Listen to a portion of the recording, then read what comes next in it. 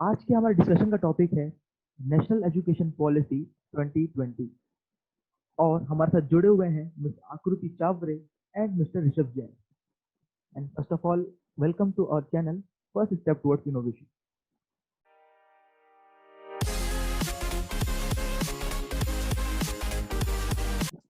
तो सबसे पहले मिस आकृति, आप प्लीज अपने बारे में हमें कुछ बताइए।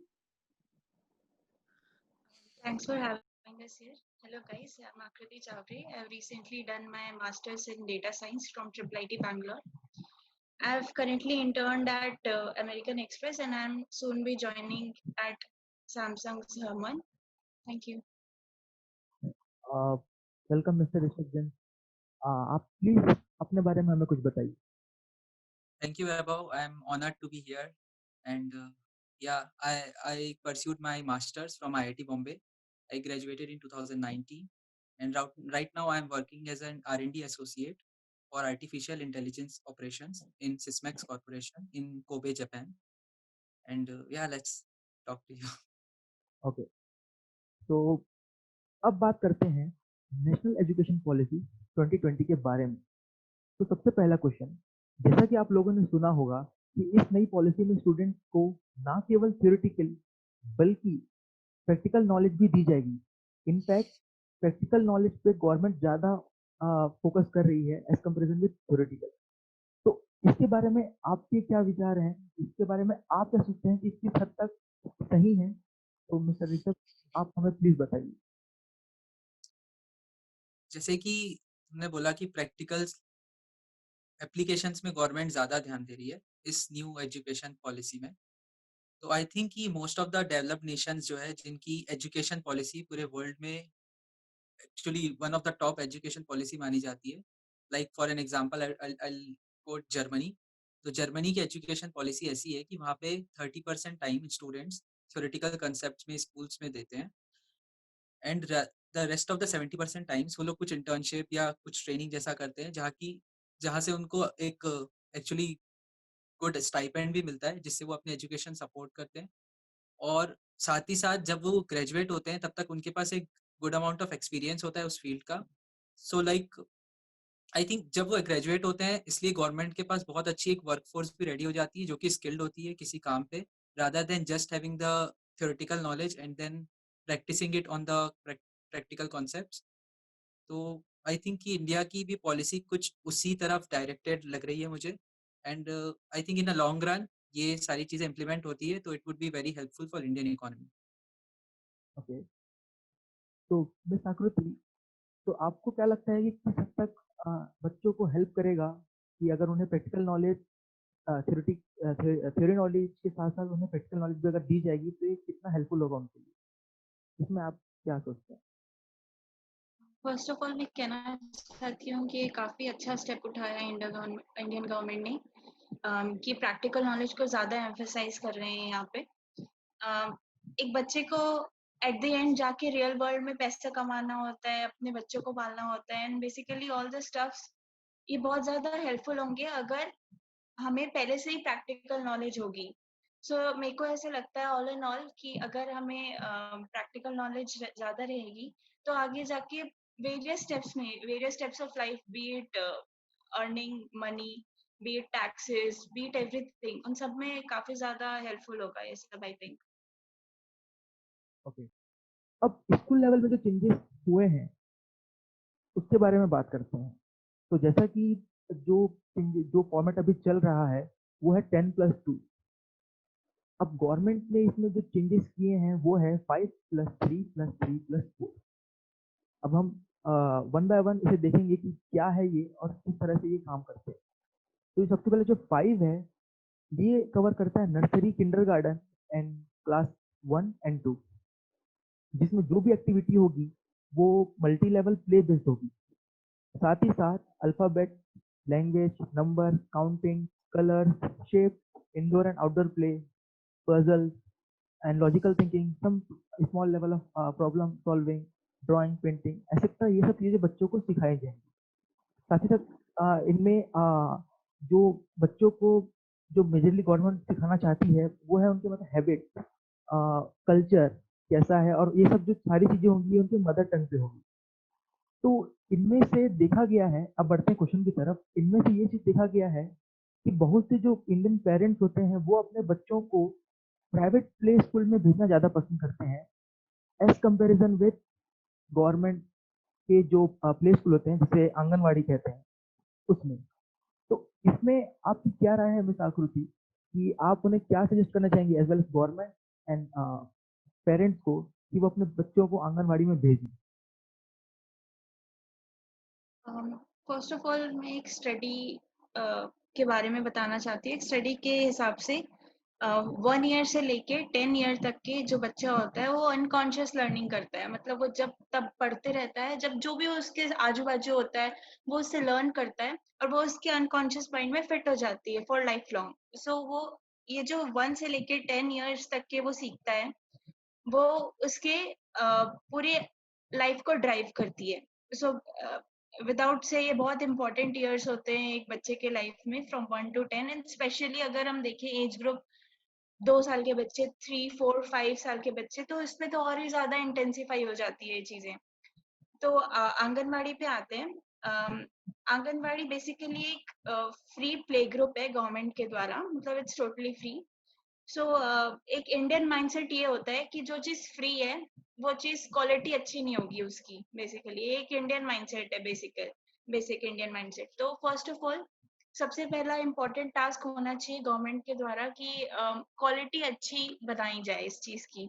मैं एक चीज पढ़ रही थी इंटरनेट पे, तो उसमें मैंने पढ़ा कि ये जो आंगनवाड़ी में minimum qualification to be as a teacher, nursery teacher, वो होती है 10th पास। मतलब आपको बस 10th पास होना है तो आप एज ए टीचर बन सकते हो। जबकि जो प्ले ग्रुप्स होते हैं उनको एक NTE नर्सरी ट्रेनिंग लेनी पड़ती है, तभी आप वो वहां जाके रिक्रूट होते हैं एज ए टीचर, जो प्राइवेट इंस्टीट्यूशंस होते हैं। सो मैं यहाँ कहना चाहती हूँ इंडियन पेरेंट्स फिर ये सोचेंगे कि उन्हें उन्हें ऐसा टीचर चाहिए जो कि एजुकेटेड हो। सो ऑब्वियसली अगर आंगनवाड़ी को और ज्यादा प्रमोट करना है तो मेरे ख्याल से एक क्वालिटी एजुकेशन मिलनी चाहिए, तभी ज्यादा प्रमोट करेंगे, तभी जो इंडियन पेरेंट्स है वो अपने आप भेजना स्टार्ट करेंगे। ओके, ऋषभ, इसमें आपकी क्या राय है कि क्या चेंजेस आंगनवाड़ी में किए जाने चाहिए जो पेरेंट्स को इन्फ्लुएंस करें, जो इंडियन पेरेंट्स को इन्फ्लुएंस करें उनके बच्चों को आंगनवाड़ी में भेजने के लिए?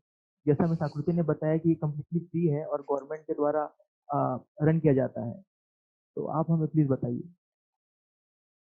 आई थिंक कि आकृति ने बहुत इंपॉर्टेंट पॉइंट बताया है कि क्वालिटी, तो टीचर्स की क्वालिटी के साथ साथ इंफ्रास्ट्रक्चर क्वालिटी पे भी मुझे लगता है कि ध्यान देना पड़ेगा। क्योंकि जैसे कि दिल्ली में हमने देखा कि गवर्नमेंट ने इंफ्रास्ट्रक्चर, स्कूल के जो इंफ्रास्ट्रक्चर है वो काफ़ी अच्छे कर दिए। बहुत सारी नई स्पोर्ट्स फैसिलिटीज़ इंट्रोड्यूस की अलग अलग गवर्नमेंट स्कूल्स में। तो इसके कारण जो एडवर्टाइजिंग है और ये सारी चीज़ों के थ्रू लोगों को पता चला कि दिल्ली में गवर्नमेंट स्कूल की जो क्वालिटी है काफ़ी इम्प्रूव हुई है। तो इससे प्राइवेट स्कूल और गवर्नमेंट स्कूल के बीच का जो बहुत बड़ा क्वालिटी गैप होता है वो रिड्यूस हो गया। और मुझे ऐसा लगता है कि धीरे-धीरे अगर इम्प्रूव करते रहें ऐसे ही हर गवर्नमेंट और हर एक कॉन्स्टिट्यूएंसी के स्कूल्स को, तो मे बी प्ले स्कूल और किंडरगार्टन जैसे प्राइवेट स्कूल्स होते हैं वैसी सारी फैसिलिटीज लाइक गेम्स, प्लेस और उस क्वालिटी के टीचर्स, ट्रेन्ड प्रोफेशनल्स वो सारे आंगनवाड़ी में भी अवेलेबल हो। और वो सारी चीज़ें वहाँ पे भी जब आई थिंक धीरे-धीरे, it will take time, but जब वो आ जाएगी तो मुझे लगता है कि वो आई डोंट थिंक कि तुमको ये बोलना पड़ेगा, फिर ये एक वर्ड आंगनवाड़ी और प्ले स्कूल 2 अलग वर्ड रह जाएँगे। हाँ, मतलब फ्यूचर में जब गवर्नमेंट इस पे काम करेगी, लाइक जो दिल्ली में एग्जीक्यूट हो रहा है जिस तरीके से अभी, उस तरीके से हुँ, एक हुँ। कोई डिफरेंस अगर गवर्नमेंट नहीं रखती है, हर स्टेट की गवर्नमेंट अगर डिफरेंस नहीं रखती है कोई प्राइवेट प्ले ग्रुप में या फिर कोई आंगनवाड़ी में, तो पेरेंट्स अपने बच्चों को वहाँ भेजने के लिए रेडी रहेंगे। हाँ। ओके, तो अब बढ़ते हैं हमारे नेक्स्ट स्टेज पे, वो है थ्री। इस थ्री में कवर करता है क्लास, इस थ्री में कवर होता है class third, fourth and fifth. इसमें बच्चों को बेसिक लॉजिक बताए जाते हैं, जैसे कि reading, writing, speaking, physical education, art, languages, science and mathematics. तो ये वो सारी चीजें हैं जो बच्चों को रेडी करती है नेक्स्ट स्टेज के लिए। जो नेक्स्ट स्टेज है +3, उसके लिए उन्हें ये रेडी करती है, इसीलिए ये पढ़ाया जाता है। तो इसमें उससे ज़्यादा ध्यान नहीं दिया गया है। जो कि चीज़ें हम ऐसा नहीं बोलना चाहिए कि ध्यान नहीं दिया गया है, इसमें ये चीज़ ध्यान दिया गया है कि जो हम 6 से लेकर 10 तक पढ़ते आए हैं या हम पढ़ चुके हैं, उस चीज़ को वो 5th क्लास में कुछ हद तक कवर करेंगे, ताकि वो नेक्स्ट स्टेज के लिए रेडी रहें। तो हम बढ़ते हैं इसके बाद के +3 वाले स्टेज की। ये बहुत इम्पोर्टेंट स्टेज है, ये ऐसा मैं मानता हूँ। अब जानते हैं इसमें आपकी राय। तो इस स्टेज को कवर करता है, इस स्टेज में कवर होता है 6, 7 और 8। इसमें बच्चों को सब्जेक्टिव नॉलेज, अलग-अलग सब्जेक्ट के बारे में, साथ ही साथ वोकेशनल ट्रेनिंग एंड कोडिंग का भी ऑप्शन दिया गया है। तो बढ़ते हैं हमारे अगले क्वेश्चन की। जो सब्जेक्टिव नॉलेज होते हैं, अगर बच्चे को पता रहे जो अलग-अलग सब्जेक्ट के नॉलेज दिए जा रहे हैं कि ऐसे सब्जेक्ट भी मार्केट में अवेलेबल हैं, जिसमें वो पढ़ सकता है, ना केवल साइंस, बायोलॉजी एंड कॉमर्स, इसके अलावा भी सब्जेक्ट होते हैं और उसके बारे में सारी इन्फॉर्मेशन उसे क्लास 6, 8 और क्लास 6, 7, 8 में दी जाए, तो उसके लिए कितना हेल्पफुल होगा? तो इस पे आप हमें बताएं, सो कितना लगता है? आई थिंक अगर ये इम्प्लीमेंट फुल फ्लेश्ड इम्प्लीमेंट होता है तो ये काफ़ी हेल्पफुल होगा बिकॉज आपको डिफरेंट डिफरेंट सब्जेक्ट्स आएंगे आपके पास, तो आपको पहले से ही क्लैरिटी होगी कि मुझे क्या इंटरेस्ट, मुझे किस तरफ ज़्यादा इंटरेस्ट आ रहा है। फॉर एग्जांपल मुझे हमेशा से आर्ट करना था, तो अगर मुझे पहले से ही पता होता कि आर्ट सब्जेक्ट है एंड मैं उसको फुल फ्लेश्ड अच्छे से परस्यू कर पाती, तो मे बी आज डिफरेंट सिनेरियो होता, मे बी आज मैं उसे अच्छे से परस्यू कर रही होती। सो अगर ये मुझे तब नॉलेज होता कि मुझे एक्चुअली उस समय पे आप ज्यादा सोचते नहीं हो, जो आपको बस पढ़ाते रहते हैं और आप वो पढ़ते रहते हो। बट इफ आपको सोचने को मजबूर होना पड़े कि मुझे क्या अच्छा लगता है, मुझे क्या किस तरफ आप ज्यादा अट्रैक्ट हो रहे हैं, तो मे बी मेरे ख्याल से उस पर ज्यादा क्लैरिटी आएगी कि what do we really want from a earlier stage of life, from an earlier stage of life. Okay. तो मतलब आप ये कहना चाह रहे हैं कि अगर आपको पता होता कि आपका आर्ट में इंटरेस्ट है और आप एक अच्छे आर्टिस्ट बन सकते हैं, तो अगर आपको उस टाइम ये मालूम होता, आप जब क्लास 6 में थे, तो आप अभी तक अपने स्किल को, उस टाइम अगर आप काम करना चालू करते, तो अब तक आप बहुत अच्छे आर्टिस्ट बन चुके होते। हमारा या एग्जैक्टली। या same question is for you. तो मैं ये बोलूँगा कि जैसे कि हम जब तक कि कुछ चीज़ को ट्राई नहीं करते, उसके बारे में जानते नहीं हैं, तो हमें पता नहीं चलता कि हमारे वो इंटरेस्ट की है या नहीं।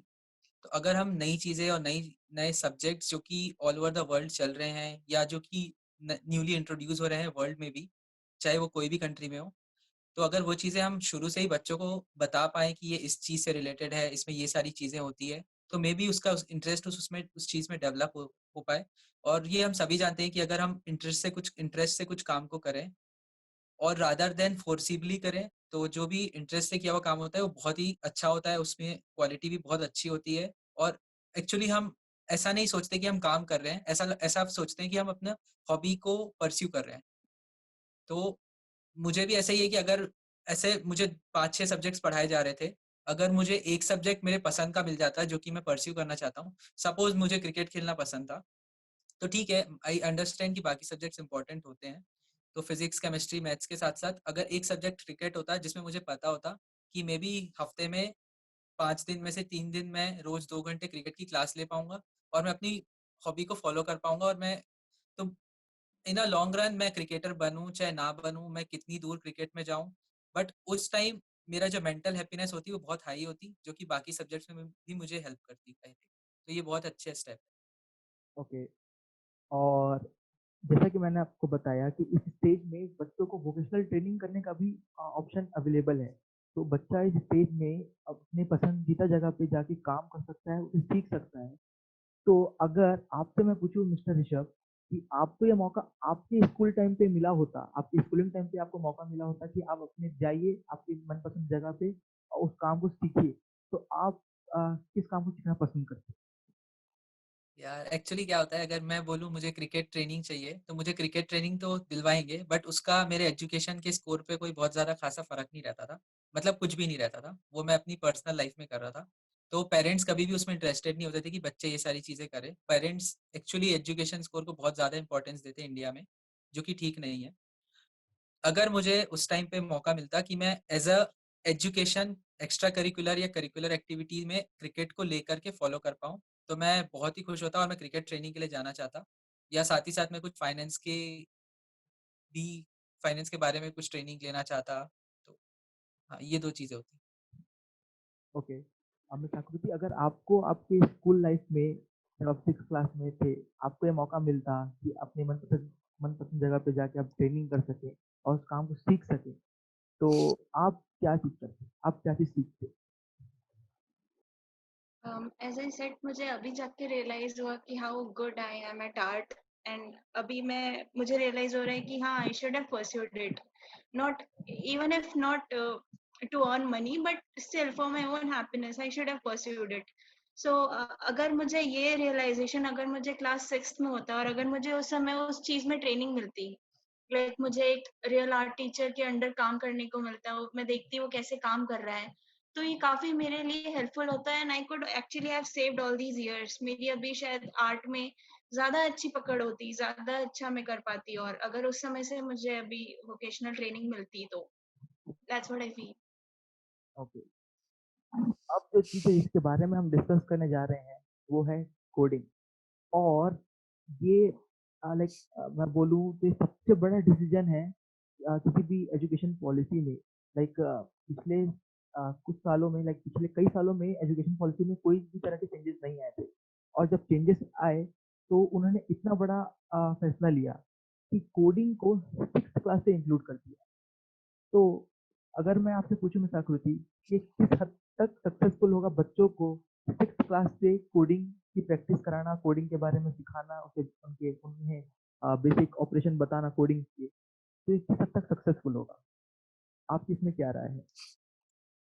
सबसे पहले मैं ये कहूँगी, ये काफ़ी ब्रेव डिसीजन होगा गवर्नमेंट का, बिकॉज ब्रेव इसलिए क्योंकि ये काफ़ी एक्साइटिंग होगा देखने के लिए कि रूरल एरियाज में कैसे इम्प्लीमेंट हो रही है चीज़ें, लाइक इतने सारे कंप्यूटर्स डिप्लॉय करना, टीचर्स अवेलेबल करवाना, सो ये काफ़ी एक्साइटिंग होगा।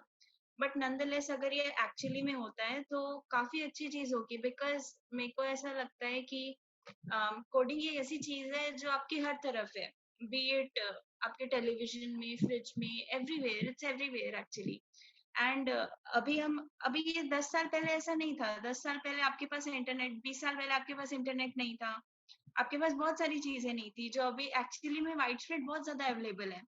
So what I am saying is कि अगर कोडिंग एक्चुअली में अभी से होती है, क्लास 6 से होती है, तो ये काफी बेनिफिशियल होगा। फॉर एग्जाम्पल अभी एक ऐसी टूल के बारे में बात करूंगी, एक टूल को अगर हम अर्ली स्टेजेस ऑफ लाइफ से सिखाना चालू करें सबको, नॉट जस्ट सीएस स्टूडेंट्स, सबको, जैसे फॉर माइक्रोसॉफ्ट एक्सेल है। माइक्रोसॉफ्ट एक्सेल सबको काम आता है, B it commerce student, B it teachers, उनको स्टूडेंट्स का डेटा लिखना होता है, उसमें एनालिसिस करनी होती है, तो वहां पे भी काम आता है, बहुत सारी चीजों में काम आता है। तो अगर ये चीज पहले से सबको सिखाई जाए तो ये काफी ज्यादा हेल्पफुल होगा, आई गेस। भले ही आप कंप्यूटर साइंस की ना हो, स्टिल ये काफी हेल्पफुल होगा।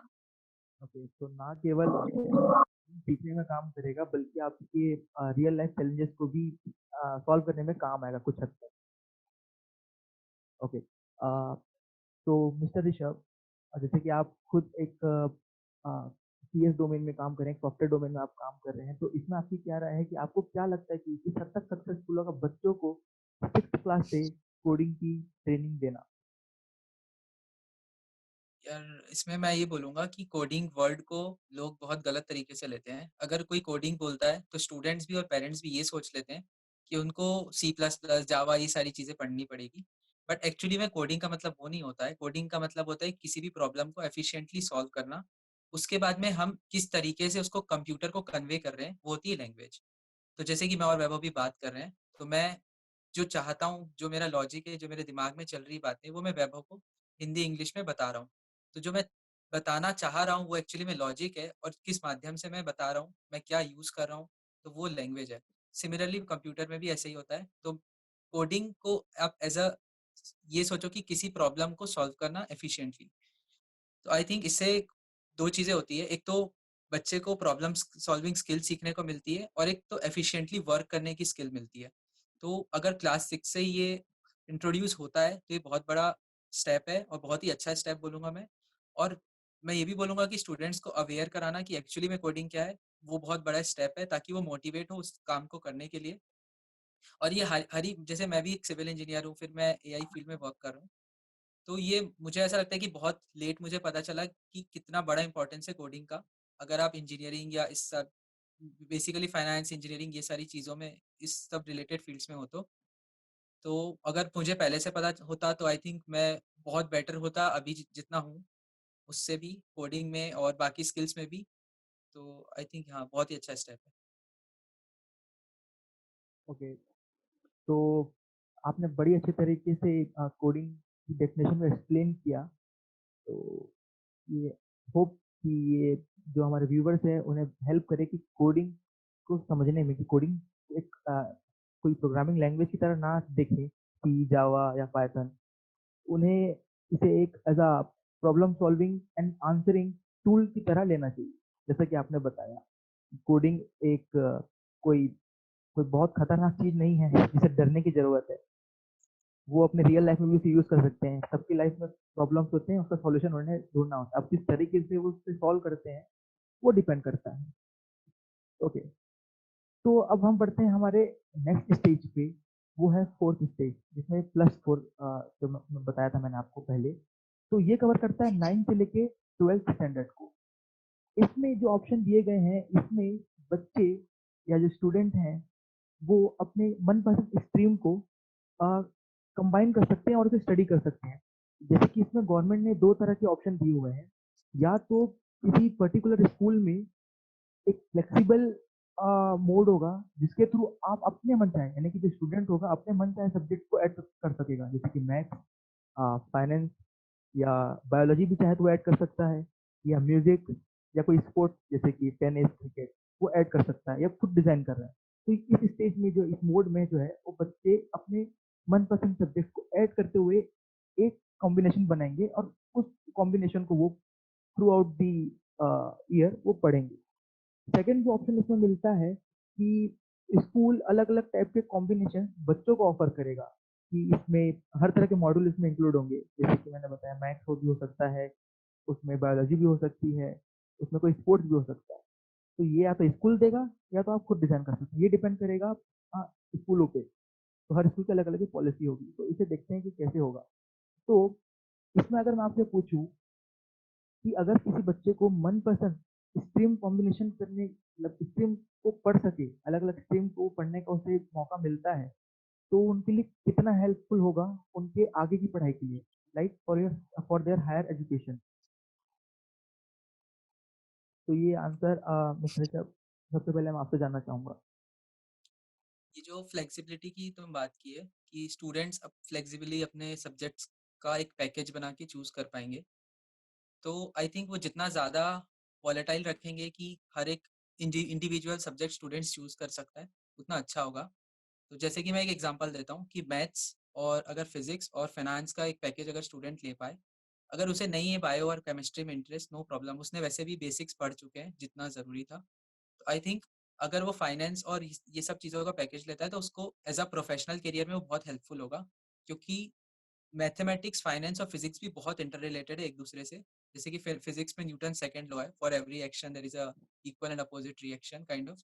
सो ये फाइनेंस में भी बहुत ही ज़्यादा इम्प्लीमेंटेड चीज़ है और ये फाइनेंस में भी देखने को मिलता है। आप इक्विटी मार्केट ले लो या कोई भी मार्केट ले लो, कमोडिटीज़ ले लो, सब में तो डिमांड सप्लाई की जो बातें होती है वो सारी चीज़ें फिजिक्स से भी रिलेटेड है काफ़ी हद तक, और मैथमेटिक्स का तो इन्वॉल्वमेंट रहा ही है फाइनेंस में। तो आई थिंक अगर स्टूडेंट्स को ऐसे फ्लेक्सिबिलिटी हर सब्जेक्ट में मिले तो वो अपने इंटरेस्ट को रादर देन, मतलब एक अपने इंटरेस्ट को ही वो अपने करियर की तरह चूज कर पाएगा और उसे मोर ज़्यादा फ्लेक्सिबिलिटी मिलेगी आगे भी, और वो क्लियर रहेगा अपने आगे के करियर के लिए भी आई थिंक। ओके, मिताकुल, इसमें आप क्या कहना चाहेंगे? मैं एक चीज़ बस पॉइंट ऐड करना चाहूँगी कि फॉर इंस्टेंस अगर अभी किसी को नहीं पता हो कि उसे क्लैट करके लॉ करना है, बट वो स्टिल पीसीएम उसने पीसीएम लिया, फिर उसके बाद में उसने पढ़ाई की, फिर उसमें उसको 12th के बाद में जाके उसे रियलाइज हुआ कि नहीं, मुझे यहाँ नहीं करना है, मुझे मुझे जेई नहीं देना है, मुझे क्लैट देना है, मुझे लॉ करना है, फॉर इंस्टेंस मुझे लॉ में अपना कैरियर बनाना है। तो फिर उसमें पीसीएम पढ़ने का उसका मतलब केमिस्ट्री स्पेशली मतलब उतना सेंस नहीं बनता है ऐसी सिचुएशन में। तो अगर फॉर इंस्टेंस अगर वो मैथ्स के साथ में अगर उसने लॉ का कोई सब्जेक्ट पढ़ा होता, तो भले ही उसको क्लैरिटी नहीं है उस समय पे इतनी कि उसे लॉ करनी है, बट स्टिल वो लॉ करके उसे रियलाइजेशन वो आ सकता है कि उसे लॉ करना है आगे। तो ये बस एक स्ट्रीम की बात करी, एक प्रोफेशन का है लॉ का, बट ऐसे बहुत सारे प्रोफेशन है, फॉर एग्जाम्पल फैशन डिजाइनिंग और डिजाइनिंग फॉर इंस्टेंस, आर्किटेक्चर, ऐसे बहुत सारी चीजें हैं जिसमें बच्चों को पहले से पता नहीं होता है कि उन्हें इसमें इंटरेस्ट है, जबकि वो कोई वो सब्जेक्ट पढ़ते हैं तब उन्हें समझ में आता है कि हाँ, मुझे इसमें इंटरेस्ट है, तो वो उसमें फिर जा सकते हैं। और यही चीज उनके हायर एजुकेशन में भी काम आएगी कि जब वो एक्चुअली में लॉ स्टार्ट करेंगे पढ़ना, तो वो सब्जेक्ट उन्हें कहीं ना कहीं काम तो जरूर आएगा हायर एजुकेशन करने में। फॉर इंस्टेंस मैंने कंप्यूटर साइंस लिया हुआ था 11th-12th में, तो मुझे वो मेरे अंडर ग्रेड में जाके काफी काम आया। मेरे लॉजिक बिल्डअप हो गए थे उस समय तक के, तो मुझे काफी काम आया आगे जाके अंडर ग्रेड में। ओके, तो मतलब आपका ये कहना है कि अगर वो सारी सब्जेक्ट, वो सारी चीज़ें जो उन्हें फ्यूचर में जाके करनी है, उसमें काम करनी है, अगर उसकी नॉलेज उन्हें अर्ली स्टेज में दी जाए, यानी कि 9th और 9th से लेकर 12th तक के इस ड्यूरेशन में उन्हें दी जाए, तो वो कुछ हद तक रेडी होंगे अपने हायर एजुकेशन के टाइम पे, और उन्हें बहुत से लॉजिक और बहुत से कॉन्सेप्ट क्लियर होंगे, तो उस टाइम वो उससे भी एडवांस चीज़ें उसमें पढ़ सकते हैं। तो कुछ okay, okay, thank you. Okay, तो नेक्स्ट क्वेश्चन है मेरा ऋषभ, मिस्टर ऋषभ के लिए।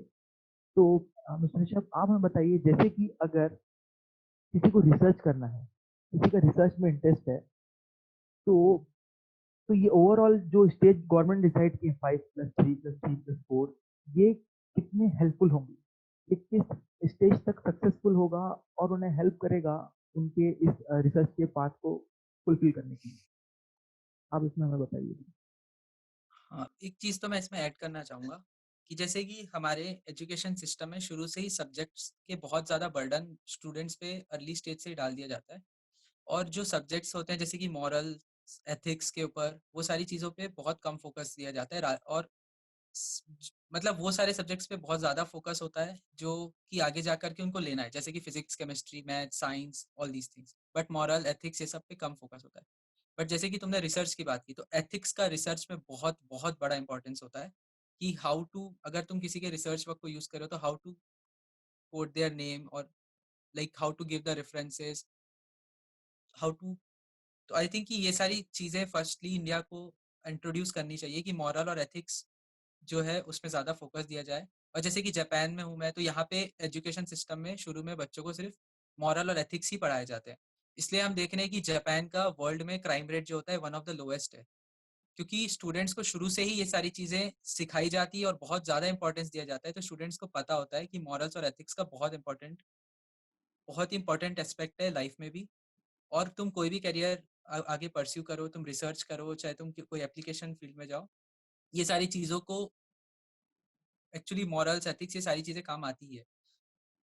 तो 5-3-3-4 की अगर हम बात करें, तो आई थिंक कि जिस तरीके से उन्होंने एक प्रॉपर कोर्स स्ट्रक्चर बनाया है कि स्टूडेंट्स का जो 5 है वो इस चीज़ के लिए डेडिकेटेड है, 3 इस चीज़ के लिए, देन अगेन नेक्स्ट 3 इस चीज़ के लिए, और लास्ट 4 में वो जो भी उनका इंटरेस्ट है या जो भी चीज़ें हैं जैसे कि सब्जेक्ट्स चूज करके परस्यू कर पाएंगे और अपने प्रोफेशनल करियर में आगे बढ़ेंगे।